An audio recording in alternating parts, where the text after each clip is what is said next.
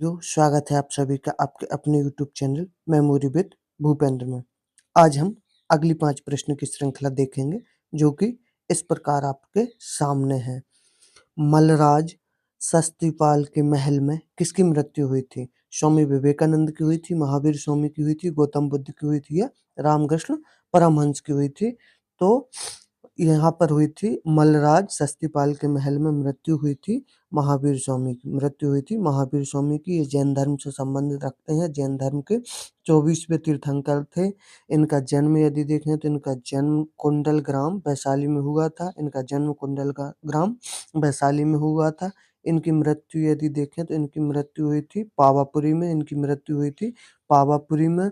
और गौतम बुद्ध के बचपन का नाम सिद्धार्थ था। महावीर स्वामी के पिता का नाम सिद्धार्थ था। महावीर स्वामी के पिता का नाम सिद्धार्थ था। आइए अगला प्रश्न देखते हैं। अगला प्रश्न है हमारे सामने, आधुनिक भारत में हिंदू धर्म के पहले सुधार आंदोलन था। आधुनिक भारत में हिंदू धर्म में पहला सुधार आंदोलन था। इनमें से कौन सा था? आर्य समाज था, ब्रह्म समाज था, रामकृष्ण मिशन था या ये सभी थे? आधुनिक भारत में तो ब्रह्म समाज था। कौन सा था? ब्रह्म समाज था। कौन सा था? ब्रह्म समाज था। इसकी स्थापना राजा राममोहन राय ने की थी। इसकी स्थापना राजा राममोहन राय ने की थी। बाद में ये दो भागों में बट गया था। पहले भाग का नाम आदि ब्रह्म समाज था। एक भाग का नाम आदि ब्रह्म समाज था जो देवेंद्र नाथ जी द्वारा अलग कर दिया गया था या देवेंद्र नाथ जी ने इसका नेतृत्व किया था। दूसरा जो था जो भारत का ब्रह्म समाज के नाम से था, भारत के ब्रह्म समाज के नाम से था। इसका नेतृत्व या इसको अलग किया कि इसके साथ थे केशव चंद्र सेन। इसके साथ थे केशव चंद्र सेन। आइए अगला प्रश्न देखते हैं। अगला प्रश्न है हमारे सामने, ब्रह्म समाज का उद्देश्य था। ब्रह्म समाज का उद्देश्य क्या था? ब्रह्म समाज का उद्देश्य क्या था? धर्म की बुराइयों पर प्रहार करना, एकेश्वरवाद का प्रचार करना या दोनों या इनमें से कोई नहीं? तो इसका सही आंसर है यह दोनों। इसका सही आंसर है यह दोनों।